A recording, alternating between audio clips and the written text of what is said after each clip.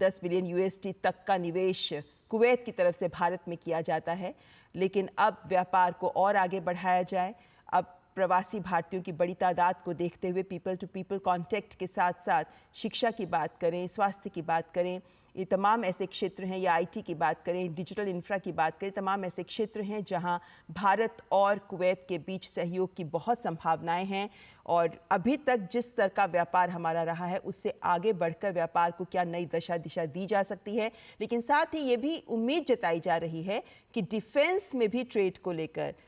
यहाँ पर प्रधानमंत्री के इस दौरे में बात आगे बढ़ सकती है और कुछ महत्वपूर्ण एमओयूज पर समझौते हो सकते हैं, क्योंकि प्रतिनिधिमंडल स्तर की वार्ता भी होनी है। और कुवैत जिन ऐतिहासिक संबंधों पर दोनों देश जिस आधार पर खड़े हैं उसी आधार को और आगे नया रूप दिया जा सकता है। गल्फ कोऑपरेशन काउंसिल में भारत की भूमिका भी महत्वपूर्ण है, क्योंकि भारत इन देशों के साथ व्यापार करता रहा है और इनमें से अधिकतर देश ऐसे हैं जो भारत के महत्वपूर्ण साझेदार सहयोगी देश हैं। तो इनके साथ भी चूंकि अध्यक्षता इस वक्त जीसीसी की कुवैत के पास है, कुवैत फाउंडिंग मेंबर भी है जीसीसी का, तो ऐसे में इस मोर्चे पर भी भारत और कुवैत के आपसी संबंधों के साथ साथ प्रधानमंत्री के इस दौरे से और महत्वपूर्ण आयाम सामने आ सकते हैं। खासकर जब फ्री ट्रेड एग्रीमेंट की बात की जा रही है तो उम्मीद जताई जा रही है कि इस बिंदु पर भी, इस मोर्चे पर भी हम आगे बढ़ सकते हैं। प्रधानमंत्री नरेंद्र मोदी का जिस तरीके का वैश्विक कद विश्व भर में सराहा जाता है, जिस तरीके की छवि प्रधानमंत्री नरेंद्र मोदी की विश्व भर में है, उसको देखते हुए पश्चिम एशिया में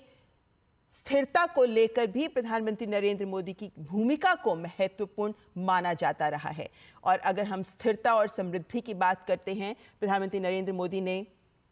अपने प्रस्थान से पहले के वक्तव्य में भी इस बिंदु को सामने रखा था कि न केवल व्यापार के क्षेत्र में बल्कि स्थिरता के क्षेत्र में भी, इस पूरे क्षेत्र में स्थिरता को आगे बढ़ाने में भी दोनों देश मिलकर काम कर सकते हैं। इस वक्त जिस तरीके की भू राजनीतिक चुनौतियां विश्व में हमारे सामने हैं और जिस तरीके की अस्थिरता इस पश्चिम एशियाई क्षेत्र में भी देखी जा रही है, जिस तरीके से सीरिया का स्थिर परिदृश्य हमारे सामने है और जिस तरीके से लेबनान और इजराइल के साथ साथ हमास के बीच भी संघर्ष जारी है, ये तमाम ऐसी परिस्थितियां हैं जिनके बीच प्रधानमंत्री नरेंद्र मोदी, भारत के प्रधानमंत्री जब कुवैत पहुंचे हैं तो उम्मीदें बहुत व्यापक हैं। इन उम्मीदों को क्या स्वरूप हासिल होगा, कल जब प्रतिनिधिमंडल स्तर की वार्ता होगी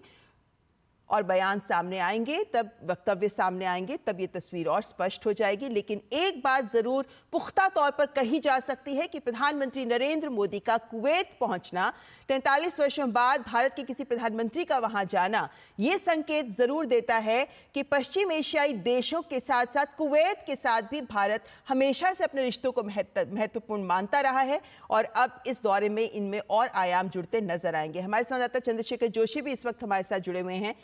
चंद्रशेखर, अगर हम राजनीतिक स्तर पर बात करें, ये बहुत मुश्किल होता है सर